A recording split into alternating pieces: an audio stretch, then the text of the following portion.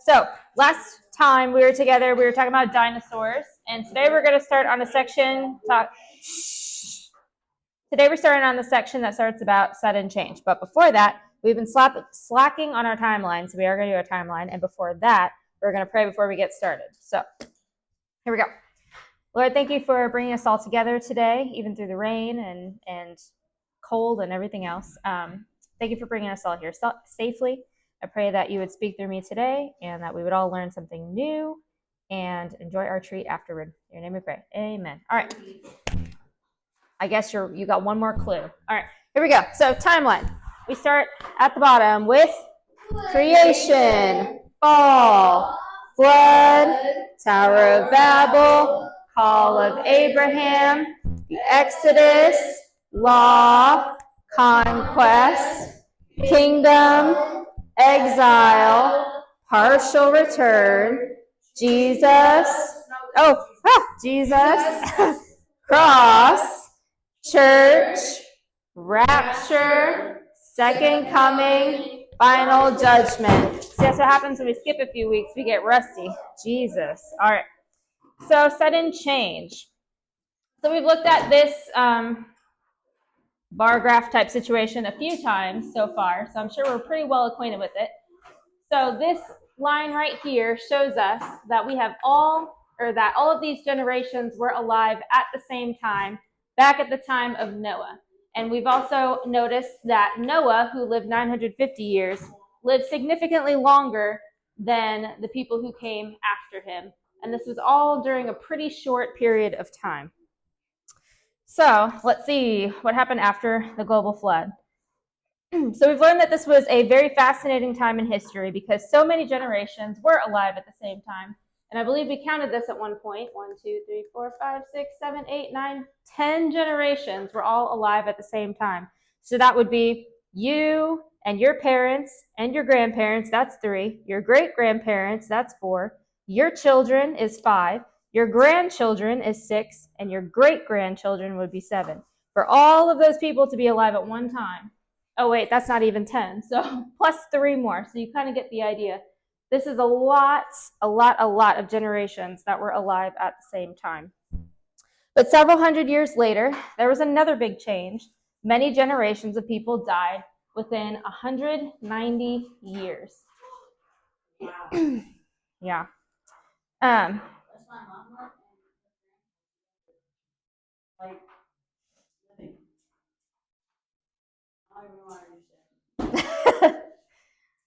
Can you see all the tombstones? Can you count how many generations died within a span of 190 years?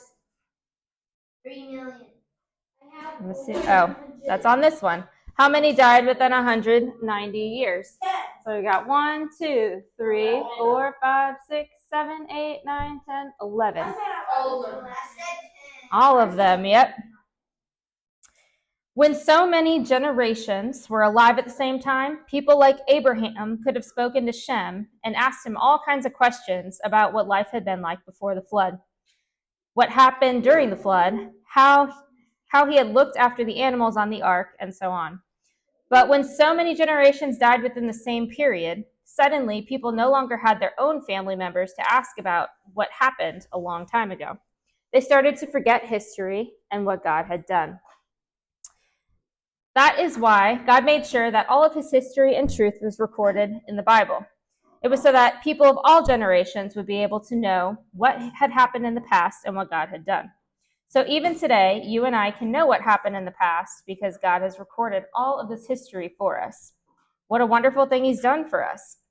It's so important then to make sure that we read very regularly what he has recorded to know everything that he wants us to know. So, fill the earth. Did God speak to Noah after the flood? Yes. Yes. And what did he tell him?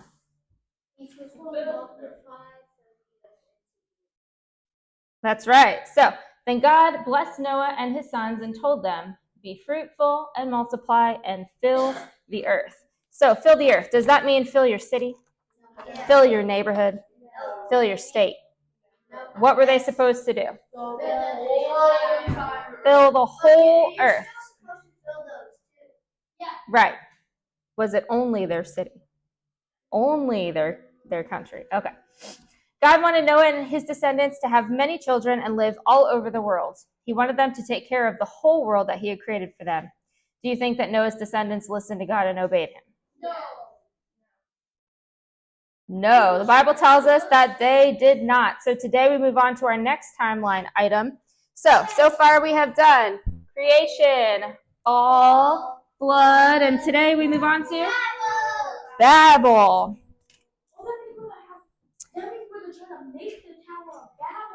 And Babel happened after the flood. That's why it comes next.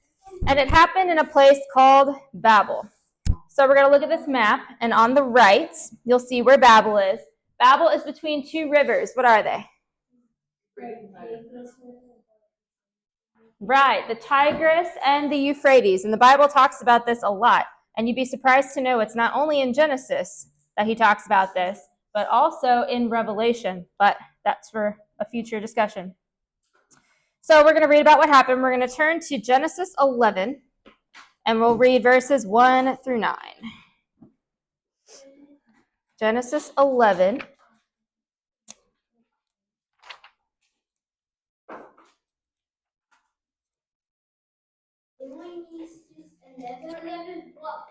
Verses 1 through 9. There's 11. Genesis 11. Okay, so how about we'll let everybody read one verse. How many are there? I think there's more than that. If you don't want to read, just say skip, and we'll start with Elena. And we'll kind of do this thing. There's 10 of us. No, 11. 1, 2, 3, 4, 5, 6, 7, 8, 9, 10, 11. 1 through 9. So if two people want to skip, or we might just end right before two of you. We'll find out. All right, go ahead. At one time, all the people of the world spoke the same language and used the same words. And it came to pass as they journeyed from the east that they found a planet man of Shinar. Shinar, and they began saying to each other, "Let's make bricks and harden them with fire." Read that part too. In this region. In this region, bricks were used instead of stone, and tar was used for Mortar. Mm-hmm.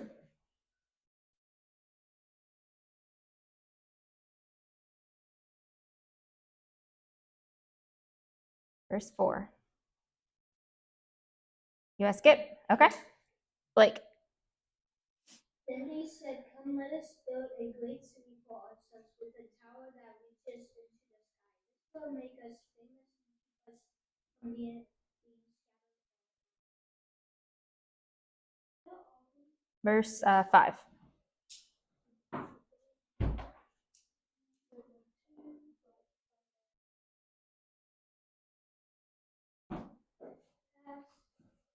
Pass? Okay. Kason. But the Lord came down to look at the city and the tower that the people were building. Look. Look, he said the people are United. And they all speak the same language. After this nothing they set out to do, and a group of people with different languages. I think you jumped down a line. Nothing they set out to do will be. I don't see it. Out to do will be impossible for them. Oh, I just saw it. Yeah. I'm blind. Yeah. All right. Verse 7. Verse 11. 7. Down will be impossible for them. Comments down and confuse the people with different language. Then they won't be able to understand each other. That way the Lord scattered them all over the world, and they stopped building a city. That's why the city was called Babel. Because that where the Lord confused the people with different languages, and this way he scattered them all. Good. All right. So they have underlined some words for us to focus on, so we'll look at that. So they have underlined, spoke the same language. So at that time, the people in the entire world spoke how many languages? One. So if they were all around, they were all in Babel at that time. So there we go.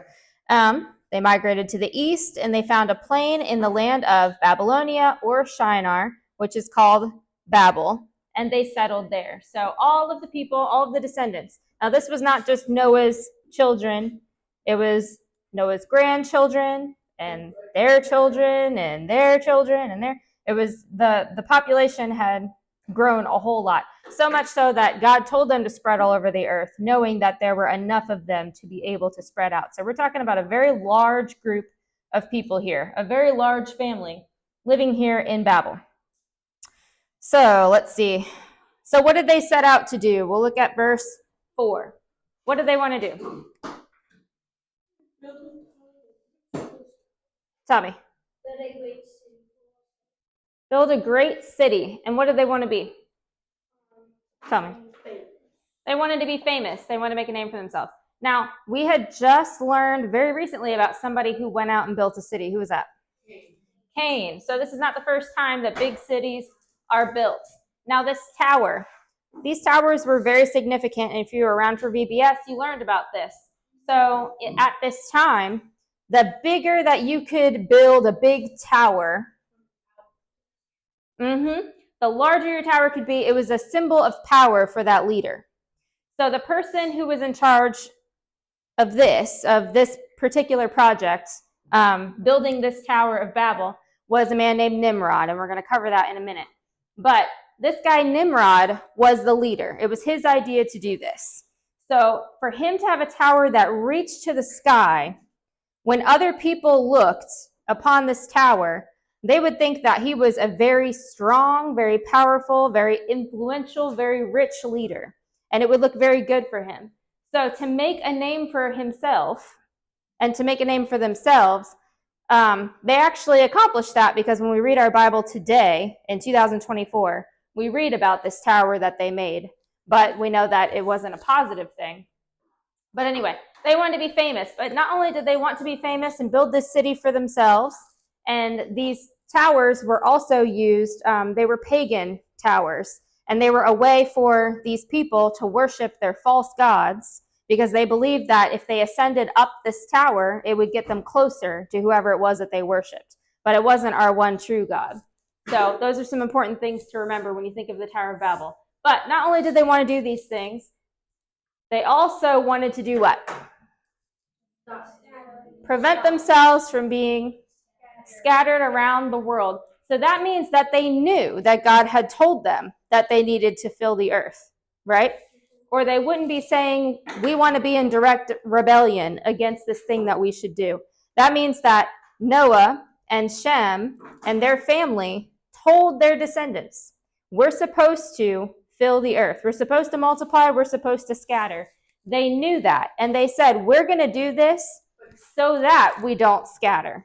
So this was not only to be famous, not only to show their power and how cool they were, and to be a symbol of the leadership of Nimrod, this guy, but it was also in direct rebellion against the command that God had given them.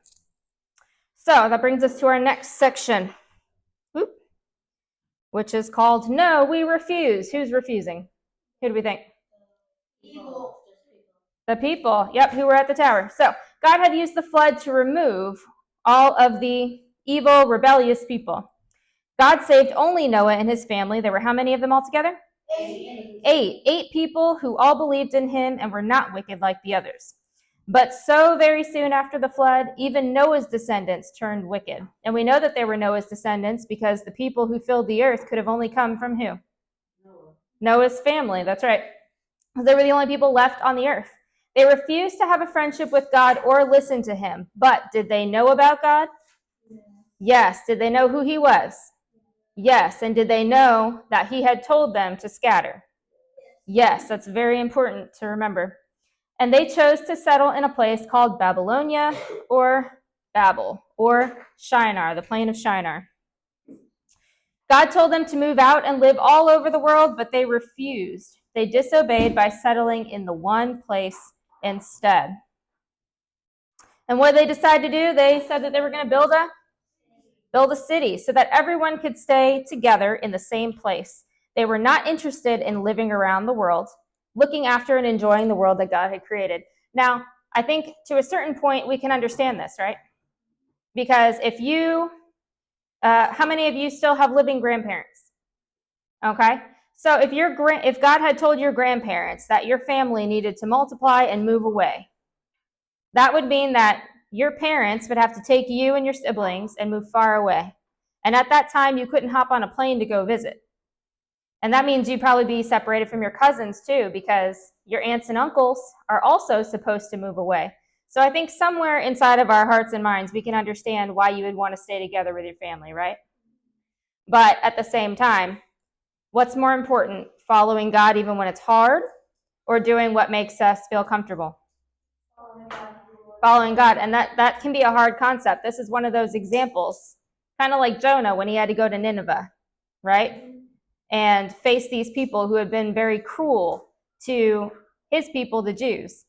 And that was a very hard thing that he had to do, but God told him to do it. So anyway, these people decided to rebel against what God told them. Put it away now. Rebel against what God told them, and they wanted to build a city so that they could stay together. But not only that, they wanted to build a tall and waterproof tower. Why do you think waterproof?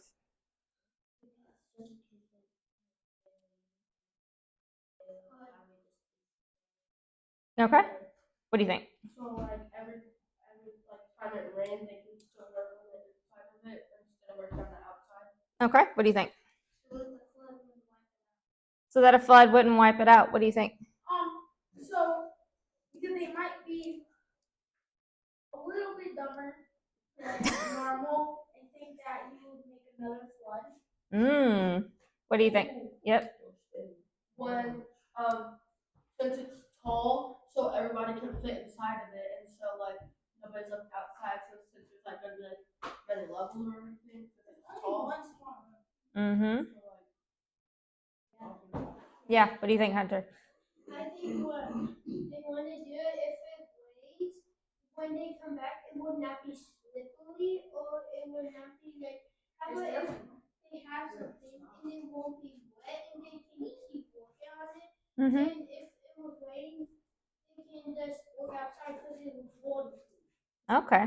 So who did God wipe out with the flood? Evil. The evil people, the people who were what? Sinful. Who were wicked. That's right. Not sinful, right? Because Noah and his descendants still had a sin nature, but they were wicked. The Bible said that everything that they said, did, and thought was always wicked, continually. So God sent the flood to wipe out the wicked. So now here we are several generations forward, and now we have Noah's descendants, Nimrod and his family, right? And they know about God. They know what God has told them to do, but they're in direct rebellion against God, right?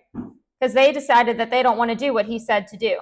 And not only that, but they're building towers that are meant to be shrines, basically, to other gods. So it's pretty safe to assume that not only have they rejected the one true God, but now they're following other gods that they have made. So if that's the case, and they're rebelling against God and they don't want to listen to him, are they going to believe his promise that he's not going to send another flood? What do you think? Do you think that if they've rebelled against this one true God, that they're going to believe his promise that he's not going to send another flood? Probably not. So here they're going to build this tower, and they're going to say to themselves, there's nothing that God can do to us. Because if he sends a flood, we're just going to climb our tower so that the waters can't touch us. And if he tries to send something, if he tries to scatter us, we're just going to hunker down in this thing, right? So they're not dumb, other than the fact that they are rebelling against God, and that is dumb in itself, right? But they're not completely dumb. They're trying to come up with a plan so that they can all stay together. So they wanted this tower to reach up to where? Up to the heavens. One of Noah's descendants, and this is where we learn about Nimrod. Super cool. How many of you have heard about Nimrod before? Awesome. That's good news. All right. No, that was Methuselah. All right. One of Noah's descendants was a man named Nimrod. In Genesis 8, I don't know if it's going to have us read that, but I'll turn to it real quick. So Genesis 10, verse 8. Cush was also the ancestor of Nimrod, who was the first heroic warrior on earth. Now, warrior. Some of the translations will say hunter. Now, when we think of a hunter, what do you think of? Other than this hunter. Other than a person named Hunter, what do you think of? Killing and shooting animals dying. Okay. Someone in a bear fur coat with a raccoon head. Someone with a rifle. Okay. And what do they usually hunt? Deer. What else? Bears. Okay. Rabbits, squirrels, lions. Wow.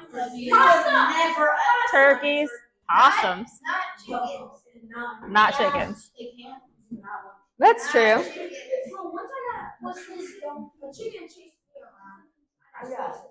All right. So when we think of a hunter, other than the one who's sitting with us, when we think of a hunter, we think of someone who hunts animals, right? And why do they usually hunt those animals? So they can have food. What's another reason they might do that?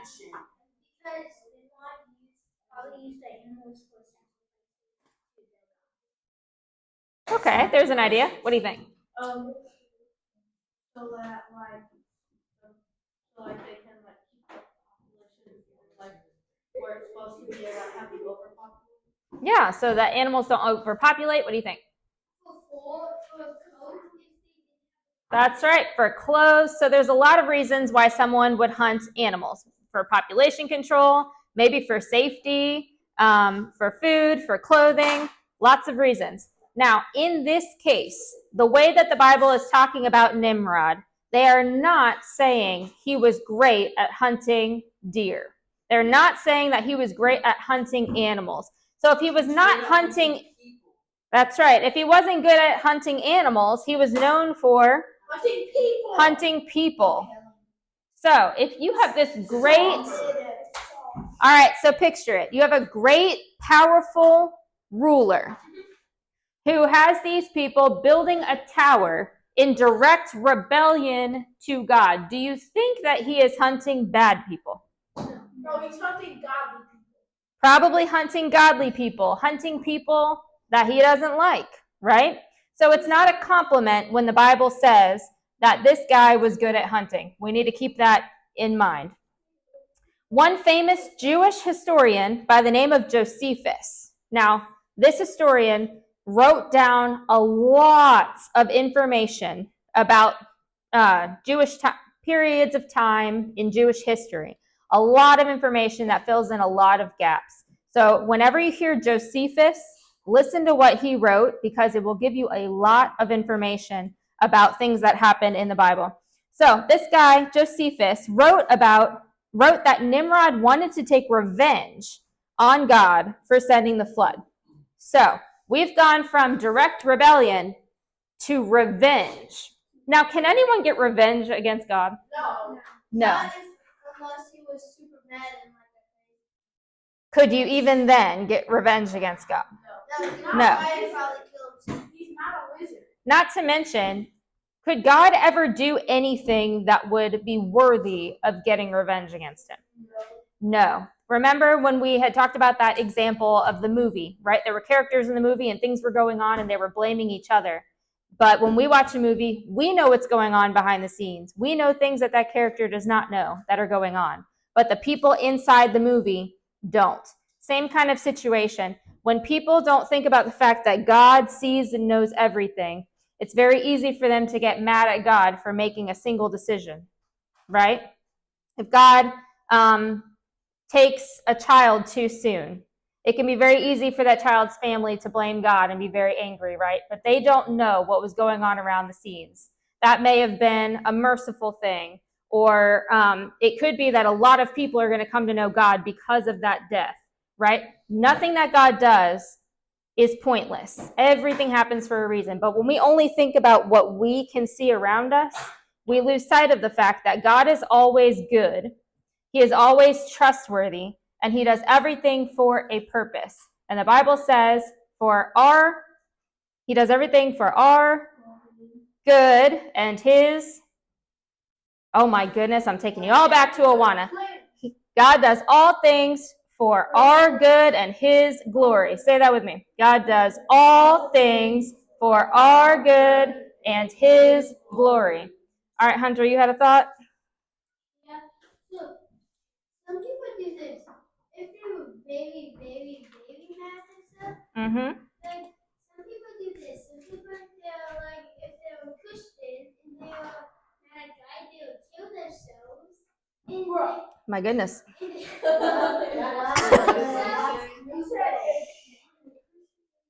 and they kill themselves and they think they'll go to heaven. They wanna if they were very mad at God, they will go to heaven and they wanna argue with God. You don't know if you're a Christian, maybe you go to heaven. Okay. So you think that they're thinking that they're going to be face to face with God and take him on somehow after they die? I bet there are some people who think that that's true. I would not doubt that. That's true. Yeah. Yeah. Imagine waking up and you're not before God. Ooh, that would be rough.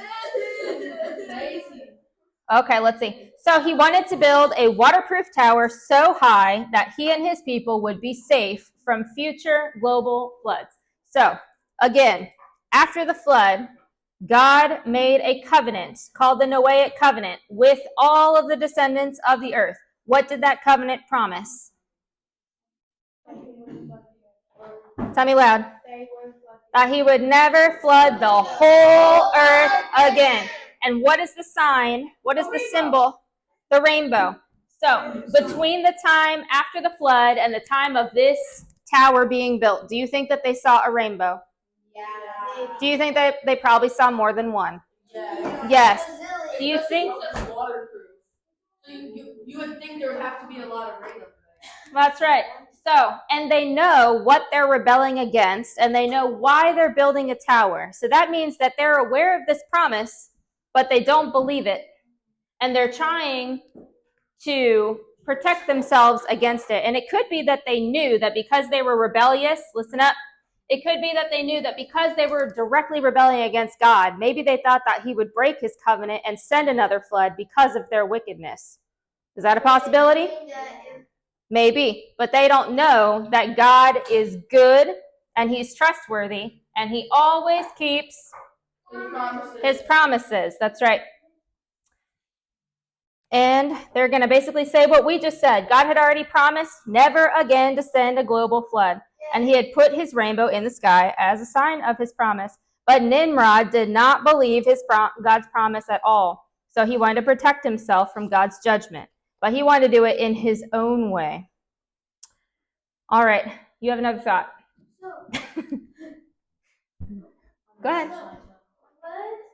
When God said, when he put the rainbow in the sky, what did he say he couldn't destroy it with lava?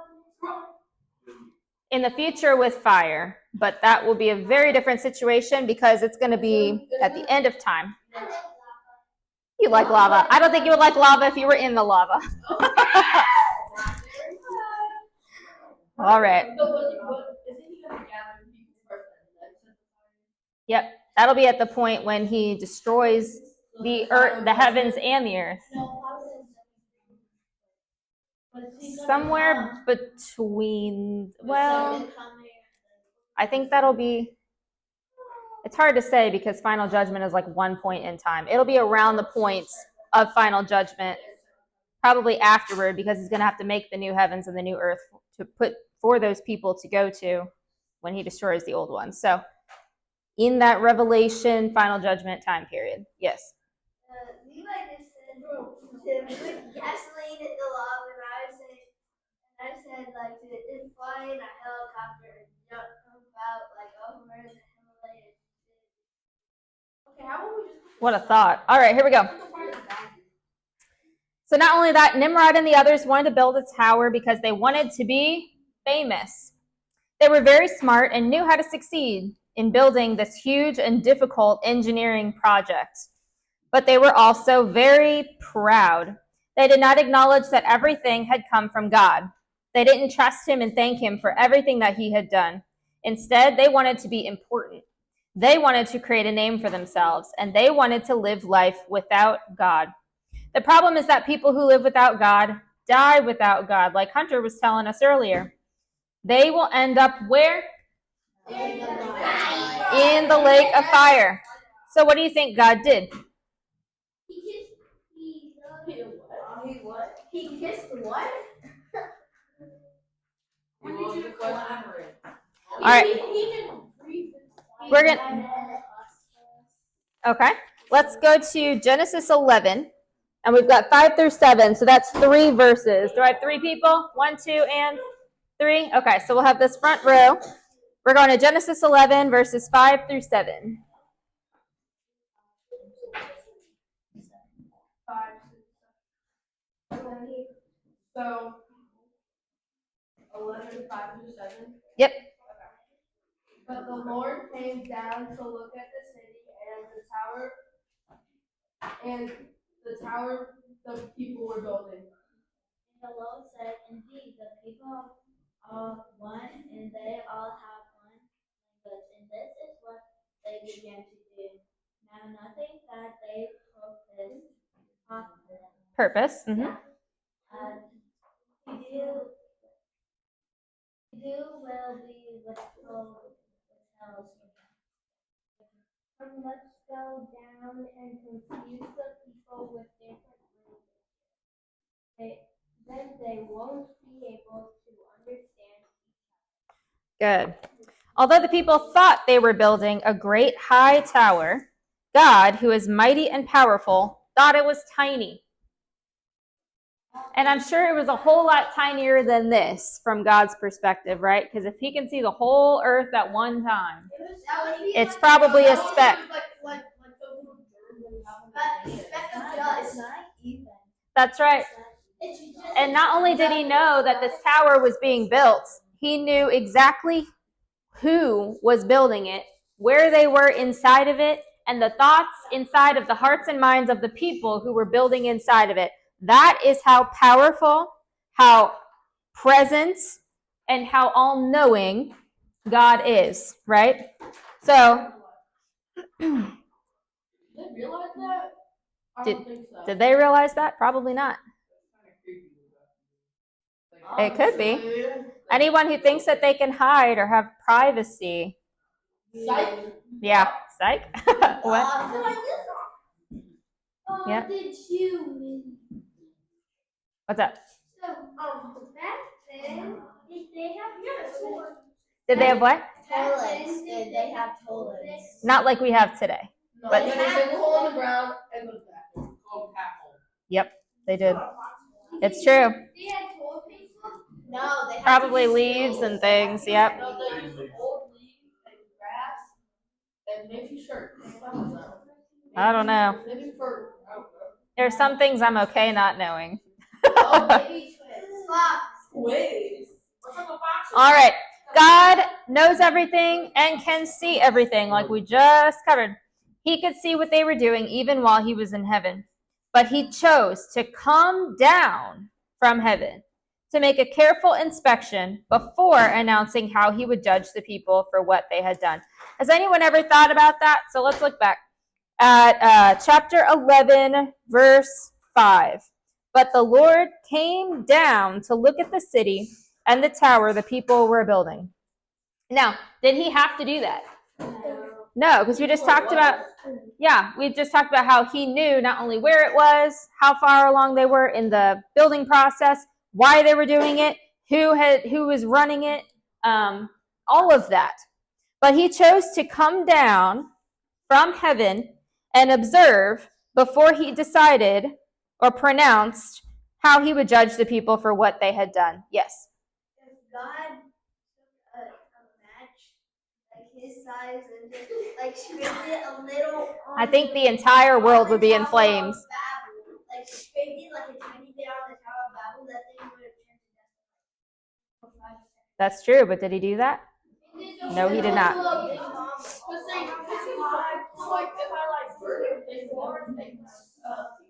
Yeah? What if he tries to if I flood Hey. Go ahead. if I flood that place and stuff on the just build more stuff. And if they Yeah. like if you just ruin stuff, and they know people just Well, not only that, but this is a big family that's all together. So if he wipes out those people, who else is going to populate the earth? And they just like keep making stuff. That's right. If you wipe out those people, And then they just keep making it, and then there's no use. That's right. All right. Shh. Quiet down back there. So God is never careless. When he judges, he is very careful. And he's a personal God, right? He could have just sat up in heaven, and like you said, he could have just sent fire down onto that thing. It could have just melted in about 10 seconds, and there's nothing that those people could have done about it. But instead, he decided to come down, see it himself, and then decide what his judgment would be. And now, here's a question. If God had decided to destroy everyone who took part in building this tower, would he be wrong? No. Would he be justified in doing that? No. Would it be a fair and just punishment for God to burn down that tower and everybody in it for their rebellion? Yes or no? Yes. Raise your hand if you think yes. Raise your hand if you think no. Okay. Why do you think no? wait. Hold on, let me think. Can you tell me the questions? I know. Yeah. So if God had decided to destroy this tower and everyone in it because of their rebellion, it all got wiped out immediately. Would it be fair? Would it be just for him to make that decision? No. Yes. Yes? What do you think? Yes. You think no? You think yes? Because if he didn't send judgment, then they would keep sinning. And if he did, then they would be gone and they wouldn't sin. Okay. But the population. That's right. Does it take care of the sin problem in the rest of the world, though? No. What do you think, Hunter? I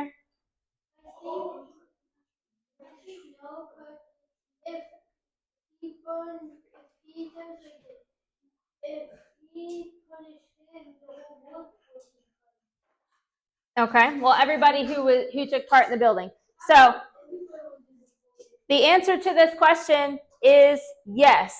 It would be fair and it would be just. Because what is sin? Sin is anything you say that displeases God. Do you think that what they were doing here, do you think that their rebellion against God, do you think that trying to get revenge against God was sin? Yes, definitely. Okay. What does the Bible tell us is the payment for sin? What is the punishment? Death. Not only death, death where? In the lake of fire. In the lake of fire. So if what these people did was sin against God, and if sinning against God earns someone an eternity in the lake of fire, then would it be fair for God to destroy this tower and all the people in it? Yes. Is that what God chose to do? No. Sadly, no. What does that teach us about God? He is really sovereign and right. He's merciful. What else? He's giving them what? Trust. Mercy.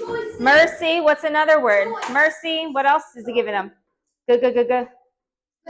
Grace. He's giving them a second chance, or not just a second chance, but a chance to come to him, right?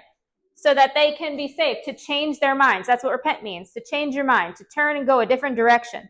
Right now, they're in direct rebellion against God, but by not wiping them all out, he's giving them an opportunity in the future to change course, to change their mind, and to follow him. So that is very merciful, very gracious. God did not have to show that kindness to these people, because like we just said, he would have been completely justified to send fire from heaven and wipe all those people out, but he didn't. So it's very important to remember these examples in the Bible of who our God is, because he could wipe out everybody and be done with the human race, but did he do that? No, he didn't. Okay, so when God saw what the evil people were plotting, did he want it to continue? No, he wanted it to stop. He knew that these evil choices would lead people to the second death. And what is the second death?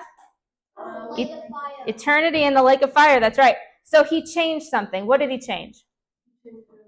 He changed their languages. Good. At that time, everyone spoke the same language. That is so hard for us to understand, really. I mean, we hear it and we're like, okay. But imagine if you took a plane to China and everybody there spoke your language. You took a plane to Italy and everybody there spoke your language. That would be really interesting.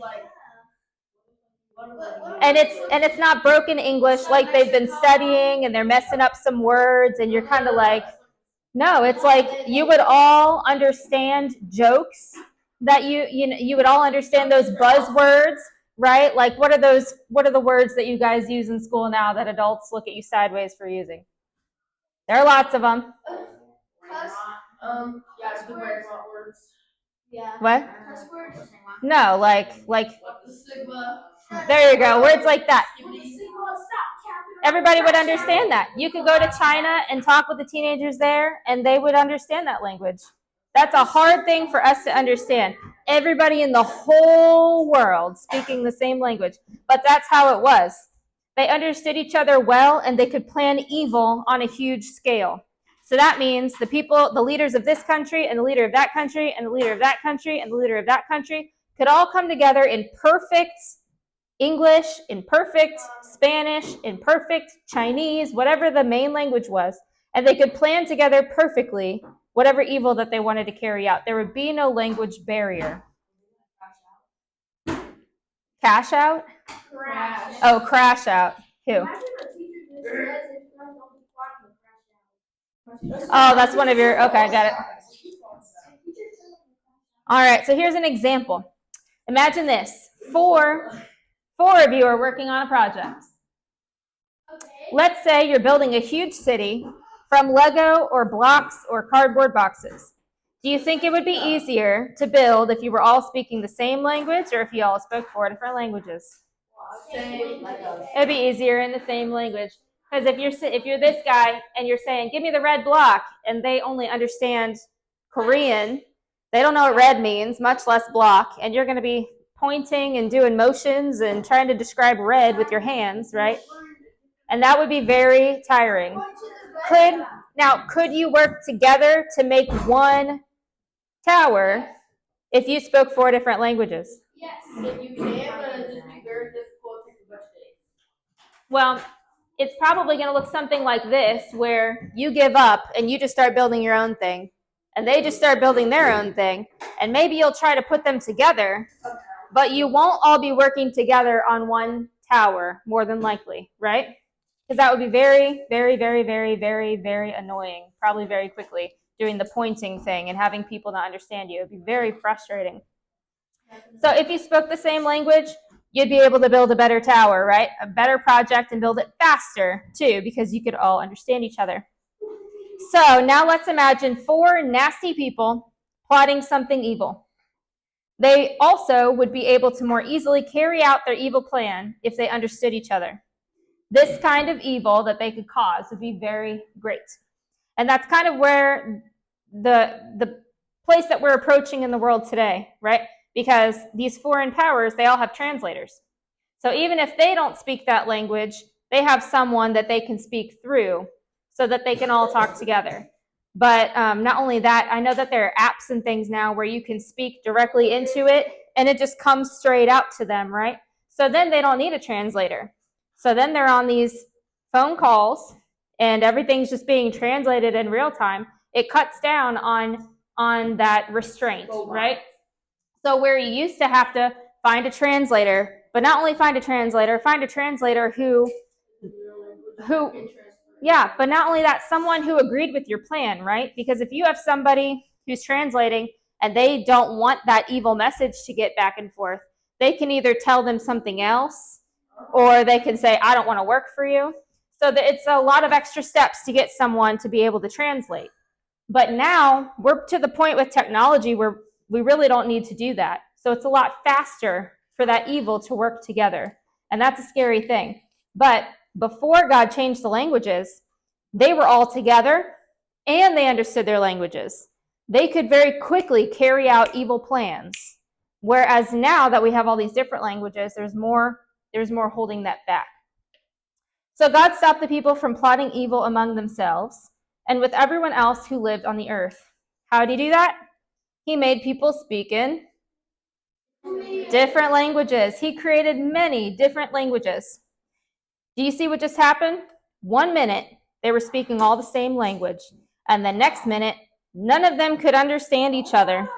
They were speaking in different languages. Have you tried speaking to another person who doesn't speak your language? How did that go? Good. Bad. Good. Bad? He said, like, do you speak? He did these Espanol. Yes, it was weird. Who's this now? I know. I don't know. When I was a teenager. Oh, yeah. Oh, yeah. Yeah, when I was a teenager, we lived in Texas, and there is a very big Mexican population down there. And I lived in Dallas, so I worked with a lot of people who spoke Spanish, and so they would teach you like the different words that you had to know when you were working there. But we went on vacation 1 year, and we went further south in Texas, and we were staying at this hotel. And I remember we went up to the buffet for breakfast, and we were standing in line. And this guy walks up to me, and apparently I was much tanner back then. He walks up to me, and he just starts just full out speaking Spanish at me. And I just looked at him. I just kind of looked at him and was like, I mean, it's just surprising, right? Like they just start talking to you, and you have no clue what they're saying, especially when they're speaking really fast, right? Because they're not talking slowly so that you can understand them. They're just speaking normally. It's overwhelming. That's what these people were dealing with at this tower. 1 minute they're saying, hey, can you hand me that hammer? And the next minute they're like, what did you just say? And the other person is saying, what did you just say? And you're just looking at each other. And then you notice it's not just you and this guy. It's everybody in the whole tower that they can't understand each other. They would. Now, it was probably broken up by close family, if I had to guess. So I'm thinking that probably brothers wouldn't understand each other, or maybe brothers would, but cousins wouldn't. So it would depend on who you're with, how he broke. The Bible is not super specific about how close the relatives were, like that stayed together with the same language. But when you're talking about the fact that it was probably all men building, then, I mean, there's probably, how many languages are on the earth? 3 million. No, It's 1,500. So it could have even been, just based on the number of people who are working on this tower, we don't know. I mean, it could have been that every man working, his family spoke a different language. So if that's the case, then he couldn't find anybody until he went home that spoke his language. We don't know that specifically, but considering the number of languages that there are, you could probably safely assume that it would take them a long time to find somebody else in the tower at that time who was speaking the same language that they were. Yeah. They just forced to speak that language, and they just not talking that language. No, because what God did was He changed all of their dialect. So, like, if you and Logan and Gabe are all talking to each other about something, you're in the middle of a conversation, God went, boom, I'm changing their languages. Suddenly you're speaking Russian, he's speaking English, and he's speaking Japanese, and none of you are going, what? And you don't know any different, right? Because you're just speaking like you always have. But now when you're speaking, it's different. But you're recognizing that somebody else doesn't sound like you do, and you don't understand what they're saying. Okay, let's see. Yes. so it'd be like, I'm talking to Blake here, and he's talking to me, and all of a sudden, I'm like, yo, what's up? You just want to make a photo, yo, photo, Basically, yes. Yeah. But then he would be responding to you in like Indonesian or something. Yes. Someone's, this would kind of be funny, like someone's filming a song and like other is rapping, and then all of a sudden it starts rapping German. Well, maybe if they were rapping while they were making bricks or something. Yes. All right, quiet down, quiet down. Well, basically, what I my understanding is that they were continuing to talk, but all of a sudden it was coming out in a different language. So the way that they were thinking and everything was the same, but now it's almost like if you have a computer and you have one software downloaded to it and you're using that, and then all of a sudden that gets switched out for another one and you're using that instead. So the programming is ingrained, right? So everything that you've learned how to speak, it's all there, but now it's flipped into another language. So you're operating like you always did, but now it's different. And they didn't have to relearn how to speak, in other words. It's just how, yeah, so they just would have been completely now speaking in a full new language with words for every object and everything like that. Yes? So I know how to count by 3 languages. Yeah. How to count by what? I can count to 19. Count to 10 is 3 languages. Oh, I see. Yep. 1, 2, 3, 4, 5, 6, 7, 8, 9, 10, English.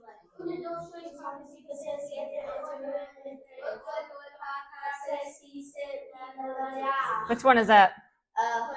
Yeah. Oh, French. Yeah. We do it at school. Yeah, we do it in school. Teachers speaking French. Oh man, French. Wow. All right. So let's see where we are here. Here we go. Okay, so imagine if your friends or neighbors were to suddenly speak a different language. You wouldn't understand what they were saying to you, and they wouldn't understand what you were saying to them. What do you think would happen? You would freak out. Let's say that your neighbor's tree falls on your house, and you go to them and you're trying to explain to them, your tree fell on my house.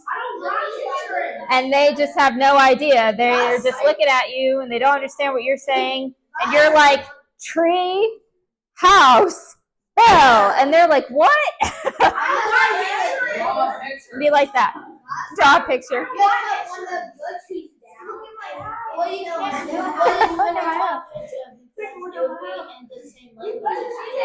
Well, the picture wouldn't be in a language, but even if you did draw a picture of your house and their tree laying on it, would you be able to come up with a plan together about how to fix it? No. Because you can't draw a picture of, insurance companies and all that kind of stuff. And depending on the language, even numbers may not look the same. So there's a lot to consider. And letters won't look the same. The letters definitely would not look the same. What happens if you don't have insurance? You're cooked. Well, you probably wouldn't know because you wouldn't be able to get that information out of your neighbor. Anyway, you'd probably stop talking. You get pretty frustrated, right? And if you couldn't talk and understand each other, how could you work together? You couldn't. And that's what happened at the Tower of Babel. The workers couldn't understand each other, and they finally gave up, and they stopped working on the tower. What probably also happened is that those who would speak the same language gathered together, and they probably packed their things and went somewhere else to start again. I would have been doing that. So like, Yeah. So like Mexico started because people started stuff down there, and then like a bunch of the groups started, and that's why there's all these different languages. Yep. But those people didn't like that's so heavy that he had to think of. He just like oh, this Yep. guy's like really language like food. Yep. Because he can do that. Well, look around. How many of us look exactly the same as someone else in this room? Do you look exactly the same? His hair is straight and yours is curly. How about you two? My hair is both. It's like when I was born, my hair was curly. Super curly. So you're curlier than he is. Every single one of us. Oh my goodness. Every single one of us, whether we're related or not, we all look different. And God, when he created us, he had to think about that, right? He had to create millions and billions and trillions of people that look nothing like other people. And even still, there still is always something that looks different. Like her hip, like her Mm-hmm. marks could be different. Mm-hmm. One's over here and the other one's over here. Yep. There's always something. So God is a God of details. And if he could create trillions of people who look different, then it is not a very crazy concept to think that he could create thousands, trillion, however, of languages in the world. Okay, so we are approaching number 5. And in this way, the people scattered. They went to live in different parts of the world. When God told them to go and live in different parts of the world, they refused. But God got them to scatter all over the world anyway. And again, he could have, and he would have been justified in, wiping these people and their tower completely off the face of the earth. But he didn't. In his kindness, in his mercy, in his grace, he scattered them. He made them do what he said, right? He made them obey his rules. But he did not wipe them off the face of the planet. He could have harmed them. He could have done it differently.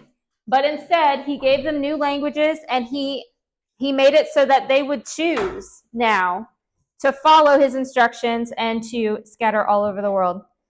So he's a very good God. He's a very gracious God. Number 5, God does not want us to blank his history and truth. Not change. Spread. Oh, no. What'd you get? I read it wrong. He does not want us to blank his history and truth. That is why he recorded the blank. Destroy. Take away. Change. It's well, it's hard because we weren't there. The word that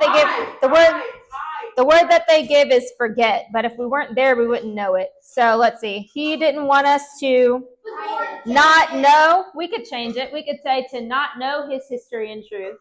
That is why he recorded the blank, the Bible for all mankind. I like that better. God does not want us to not know his history and truth.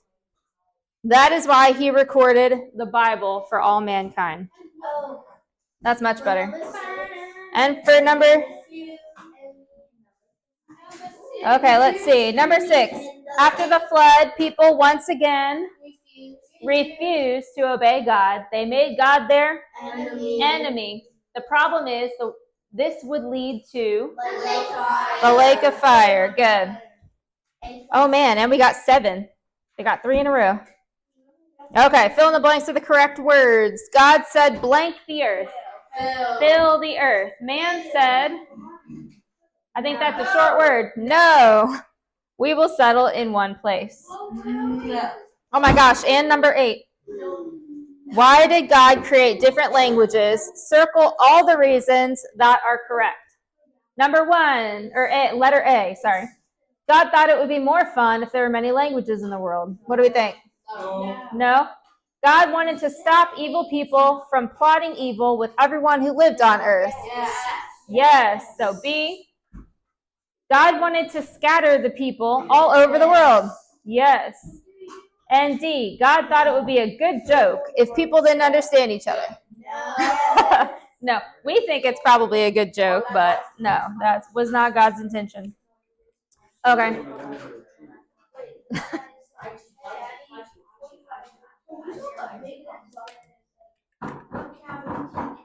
Okay, we're going to stop here for that treat. Yes.